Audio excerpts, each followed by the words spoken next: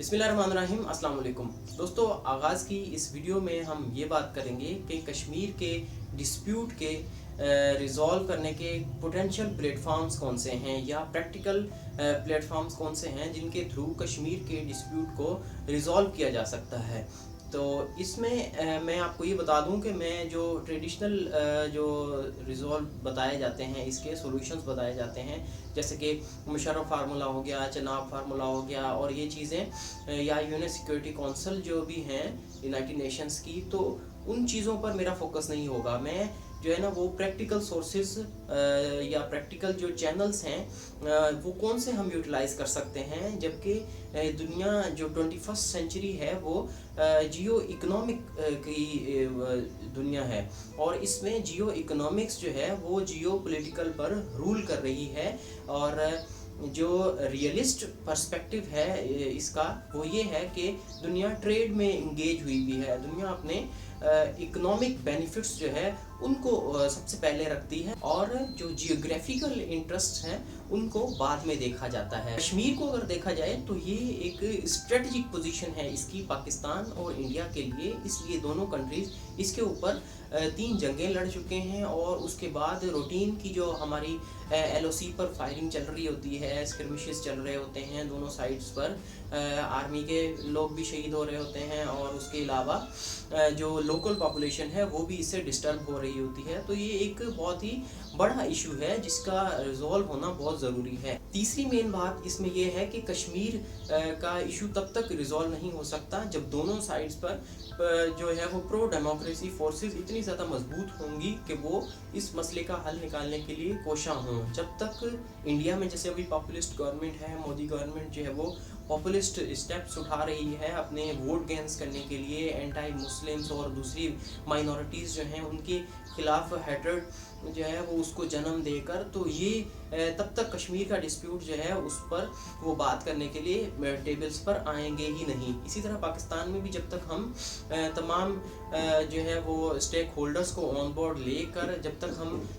आगे नहीं बढ़ेंगे तब तक ये नहीं मुमकिन हो सकता। कश्मीर डिस्प्यूट को रिजॉल्व करने के अगर हम सॉल्यूशंस देखें और हम थोड़ी सी एनालिसिस अगर करें तो हम देखते हैं कि 20वीं सदी में एक कोल्ड वार सर्द जंग लड़ी अमेरिका और USSR ने। तो उसमें अगर हम देखें तो दुनिया की 2 बड़ी सुपर पावर्स आपस में जंग में थीं, लेकिन उनमें डायरेक्ट कोई ऐसी जंग नहीं हुई और उन्होंने कैसे इसको पीसफुली डिसॉल्व किया या पीसफुल कोएग्जिस्टेंस उनमें कैसे हुई, डेटनेंट उनमें कैसे मुमकिन हुई और उन्होंने कौन से प्लेटफॉर्म्स यूज़ किए, डिप्लोमेसी को उन्होंने किस तरह यूज़ किया और वो अपने जो है वो पीस की तरफ और एटलीस्ट उन्होंने पॉइंट ऑफ कोएग्जिस्टेंस या कॉम्प्लीमेंट्री उनके जो इंटरेस्ट थे उस पर वो आकर मिले।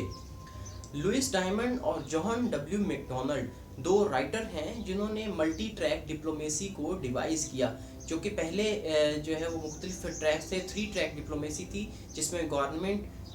बिजनेस और प्राइवेट सिटीजन। इन्होंने इसको मल्टी ट्रैक डिप्लोमेसी का नाम देकर इसमें तकरीबन 9 ट्रैक्स डिफाइन किए, जिसमें सबसे पहला ट्रैक है गवर्नमेंट के चैनल्स, उसके अलावा प्रोफेशनल कन्फ्लिक्ट रेजोल्यूशंस के जो चैनल्स हैं उन चैनल्स को यूज़ किया जा सकता है। तीसरे नंबर पर आ जाता है बिजनेस, जिसमें ट्रेड और दूसरी एक्टिविटीज़ आ जाती हैं। चौथे नंबर पर आ जाता है प्राइवेट सिटीजन्स यानी पीपल टू पीपल कनेक्शन।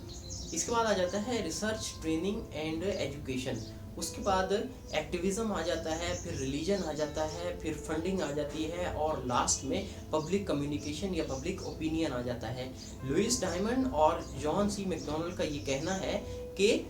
इन सब चैनल्स को यूज़ करके, मुख्तलिफ चैनल्स को यूज़ करके 2 कंट्रीज़ आपस में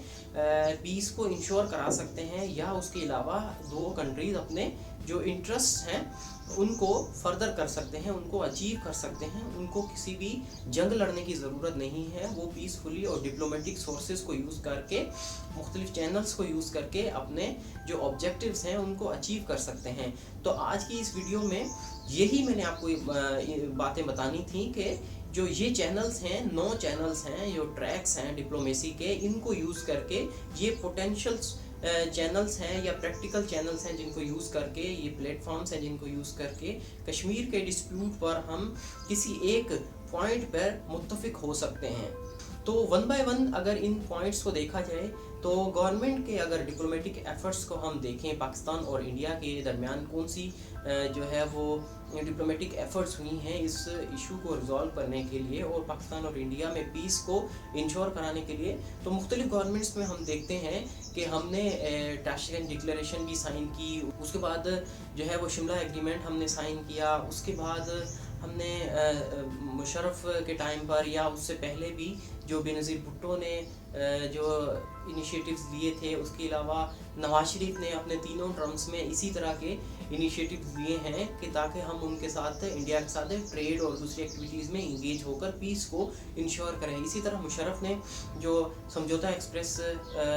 बस सर्विस स्टार्ट की थी, ये भी एक इनिशिएटिव था कि पीस को एटलीस्ट इंश्योर कराया जाए। उससे पहले जवा के दौर में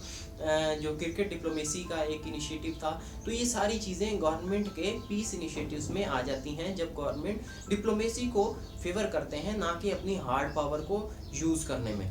फिर अगर बिज़नेस को देखा जाए तो बिज़नेस हमारा बहुत ही लो है, यानी हमारी ट्रेड जो तकरीबन साल में $2 बिलियन से भी कम है। यानी हमारी अगर पोटेंशियल को देखा जाए तो मुख्तलिफ स्टडीज़ के मुताबिक 30 से 35 बिलियन डॉलर हमारी ट्रेड की पोटेंशियल है दोनों कंट्रीज़ की आपस में, लेकिन हम कितना कर रहे हैं, सिर्फ $2 बिलियन। लेकिन अगर इसी तरह इंडिया और चाइना का देखा जाए तो उनका ट्रेड पोटेंशियल और उनका ट्रेड वॉल्यूम बहुत ज़्यादा है, तभी जो है उनमें एक कोई इतना बड़ा कोई जंग उनमें रिजल्ट नहीं हुई और वो इकोनॉमिकली इंगेज्ड है। यही मैंने बात की थी कि ये जियो इकोनॉमिक की दुनिया है और इसमें इकोनॉमिक इंटरेस्ट को हर कंट्री ऊपर रखता है। चाइना हमारी इतनी ज़्यादा खुल के कश्मीर पर फेवर क्यों नहीं कर रहा, क्योंकि वो अपने इकोनॉमिक इंटरेस्ट देख रहा है इंडिया में। तो हमने अगर इंडिया के साथ पीस इंश्योर करना है तो हमें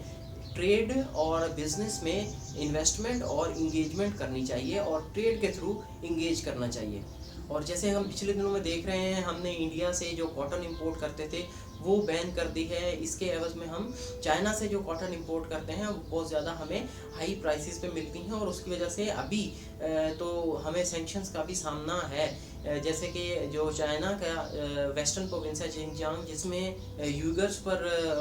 का इशू चल रहा है, तो अमेरिका ने सैंक्शंस लगाई हैं उन कंपनीज़ पर और या उन बिजनेसेस पर जो वहाँ की कॉटन को इंपोर्ट कर रहे हैं। तो अनफॉर्चुनेटली हमारे पास जो कॉटन आ रही है वो उसी एरिया से आ रही है, इसलिए हमारी जो उस कॉटन से प्रोडक्ट्स बन रही हैं उनके ऊपर सैंक्शंस हैं, यानी वो हम अभी अमेरिका में नहीं बेच सकते। जो प्रोडक्ट्स या जो भी टेक्सटाइल्स हम उस कॉटन को यूज़ करके बना रहे हैं। तो ये हमारे बहुत ज़्यादा इश्यूज़ हैं, जब तक हम बिज़नेस में इंगेज नहीं करेंगे तो ये इश्यूज़ चलते रहेंगे। इसी तरह पिछले दिनों हमने देखा कि हमने मेडिसिन्स पर, इंडियन मेडिसिन्स पर बैन कर दिया और फिर हमें हाई प्राइसेस पर मेडिसिन जो है वो दूसरे कंट्रीज से इंपोर्ट करनी पड़ी। तो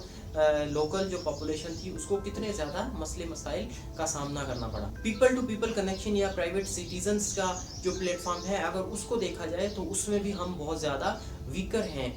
यानी इंडिया और पाकिस्तान का रिलेशन इस पॉइंट पर बहुत ज़्यादा वीकर है। यानी हमने वीज़ा बैन्स किए हुए हैं, प्राइवेट सिटीज़न की जो मूवमेंट है, फ्री मूवमेंट, उसके ऊपर हमने बैन लगाया हुआ है। इसी तरह हम जो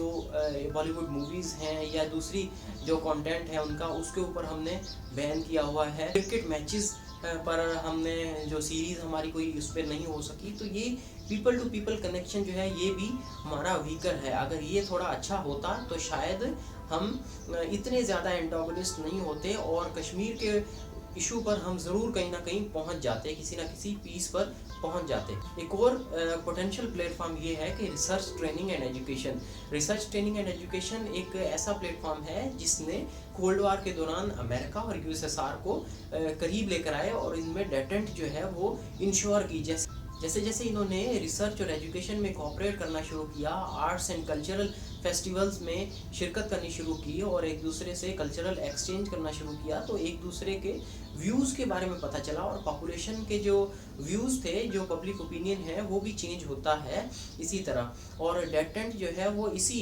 एक्सपेंशन से इंश्योर हुई कि दोनों तरफ से उन्होंने पीस की तरफ ध्यान दिया, ना कि वो आर्म्स रेस की तरफ चलते रहते हैं। तो उन्होंने पीस को एक चांस इसी तरह से दिया। جیسے کچھ NGOs اس پر بھی کام کر رہی ہیں، پیلسٹینین اور جو اسرائیلی بچے ہیں ان کو فٹ بال کے ٹورنامنٹس میں اور فٹ بال کے ایونٹس میں انگیج کیا جائے، تاکہ ان کے آپس میں جو ریزولوز ہیں اور ان کے آپس میں جو پرسیپشن ہے اس کو ختم کیا جائے کہ یہ ہمارے دشمن ہیں یا ہماری ان کے ساتھ کوئی جنگ ہے. تو again I am not favouring it, لیکن جو ہے وہ ایک پیس کو انشور کرانے کے لیے سب سے پہلا اسٹیپ یہی ہے کہ آپ پرسیپشنز کو ختم کریں. پرسیپشن جب ختم ہوں گی تو پھر دونوں سائڈز انڈیپینڈنٹلی جو ان کو بہتر نظر آئے گا اس کو چوز کریں گے، نہ کہ جو لارجر یا میٹا نیریٹو ہے اس کو ایکسیپٹ کرنے سے. بہتر یہی ہے. ریلیجن کو اگر دیکھا جائے تو یہ بھی ایک بڑا ہی پریکٹیکل پلیٹ فارم ہے، لیکن انفارچونیٹلی پاکستان اور انڈیا کے کیس میں ریلیجن کو بہت زیادہ پیچھے رکھا گیا ہے، بلکہ اس کو نیگیٹیولی یوز کیا گیا ہے. لیکن اگر اس کو پازیٹیولی یوز کیا جا سکتا، دونوں سائڈز پر مسلم اور ہندو پاپولیشن ہے اور سکھ پاپولیشن ہے، تو اس کو ہم بہت ہی اچھے سے اس کو کر سکتے تھے یوز پیس کو انشور کرانے کے لیے. اسی طرح جیسے ایک اسٹیپ لیا ہے پرائم منسٹر عمران خان نے کہ کرتارپور کوریڈور کو بحال کیا گیا، تو اس سے بہت زیادہ آپ دیکھ سکتے ہیں کہ کس طرح وہاں کے جو پرسیپشن ہے سکھ پاپولیشن کی وہ پاکستان کے بارے میں چینج ہوئی ہے. اسی طرح اگر ہم جیسے مندر پر کام کر رہے ہیں، اور اسی طرح اگر انڈیا میں بھی بابری ماسک کا کوئی اچھا ڈیسیجن آ جاتا تو یہ ایک پیس کی طرف ایک چانس ہوتا اور پیس کی طرف ایک انیشیٹو ہوتا کہ گڈ ول میں یہ کر دیتے، تو کشمیر کے کسی بھی سولوشن پر ہم متفق ہونے کے ہمارے چانسز ہوتے. سیکنڈ لاسٹ پلیٹ فارم یہ ہے کہ فنڈنگ کا مطلب یہ ہے کہ ہم جوائنٹلی بہت سے پرابلمس ہوتے ہیں کنٹریز کے، جیسے ہمارے پاکستان اور انڈیا یعنی پورا سب کانٹیننٹ ہے، اس میں پاورٹی بہت زیادہ ہے. تو اس کو اگر فائٹ کرنے کے لیے ہم جوائنٹلی ایک ایفرٹ کریں اور فنڈنگ اس ایشوز کو کریں، تو ہم جو ہے وہ اگین دوسرے مسائل کو، ہمارے جو گریونسز ہیں ان کو چھوڑ کر ہم ایک لارجر ایشو کے اوپر متفق ہو سکتے ہیں. اسی کے بارے میں اسٹیٹمنٹ تو دی تھی پرائم منسٹر مودی نے کہ ہم جنگ لڑنے کے بجائے پاورٹی کے اوپر جنگ لڑتے ہیں، لیکن پریکٹیکلی گراؤنڈ پر اس پہ کوئی کام نہیں ہو سکا، کوئی فریم ورک نہیں بنایا جا سکا. اسی طرح پولیو کا ایک بہت بڑا ایشو ہے، اور ریسنٹلی تو کووڈ-19 ایک بہت ہی ایک ایسا ایشو ہے جس نے پوری دنیا کو ایک پوائنٹ پر متفق کر دیا ہے، لیکن ہم پاکستان اور انڈیا کسی بھی ایک پوائنٹ پر نہیں پہنچ سکے، اور ہم نے اپنی جو جنگ ہے LOC پر جاری ہے. اور اگین فنڈنگ کا بھی ہم نے کوئی اس پلیٹ فارم کو بھی صحیح سے یوٹیلائز نہیں کیا. لاسٹ ون ہے پبلک اوپینین یا پبلک کمیونیکیشن، یعنی again people to people communication, یہ بڑا میٹر کرتی ہے. اور جب پیپل ٹو پیپل کمیونیکیشن ہوتی ہے، جیسے پہلے ہم نے بات کی کہ پرسیپشنز وہ ایک دوسرے کی کنٹریز کے بارے میں ختم ہوتی ہیں اور پرسیپشن اچھی بنتی ہیں. اور اسی طرح گورنمنٹ اگر کوئی پالیسی بناتی ہے تو عوام اس کو اسسٹ کرنے کے لیے ایگری ہو جاتی ہے جلدی سے، نہ کہ اس کے راستے میں ہم رکاوٹیں پیدا کرتے ہیں. اور نہ ہی اس کو جیسے کہ 2014-15 میں جب نواز شریف کی گورنمنٹ نے یہ انڈیا کے ساتھ ٹریڈ کرنے کے لیے انیشیٹیوز لیے اور مودی نے دورہ بھی کیا، تو ہم نے کس طرح اس کو رسپونڈ کیا اور کس طرح اس کو کرٹیسائز کیا کہ وہ جو انیشیٹو تھا، دو وہ ایک ان کی پرائیویٹ اور فیملی میٹنگ میں مودی صاحب نے شرکت کی تھی، لیکن اگین یہ ایک انیشیٹو اچھا تھا جس کو آگے چل کے ہو سکتا ہے کوئی اس میں سے پریکٹیکل سولوشن نکل آتا. لیکن اگین پاپولیشن کی جب پرسیپشن ایسی ہوگی کہ جو بھی انڈیا کے ساتھ ریلیشن کرے گا وہ پاکستان کا دشمن ہے یا وہ پاکستان کے ساتھ غداری کرے گا، تو عوام ریلکٹنٹ ہوگی اپنے لیڈر کے پیچھے کھڑے ہونے. تو ملٹی ٹریک ڈپلومیسی ایک ایسا پوٹینشیل پلیٹ فارم ہے جس کو یوٹیلائز کر کے ہم کشمیر کے ڈسپیوٹ کے پریکٹیکل سولوشنز جو ہے وہ بنا سکتے ہیں اور انڈیا اور پاکستان میں پیس کو انشور کرا سکتے ہیں. ہوپ آپ کو یہ ویڈیو اچھی لگی ہوگی، اور اگر اس میں آپ کا کوئی اپنا ویو ہے تو اس کو کمنٹ کر دیں، اور اگر ویڈیو آپ کو بہت اچھی لگی ہے تو اس کو شیئر کریں اور اس چینل کو سبسکرائب کریں. Thank you.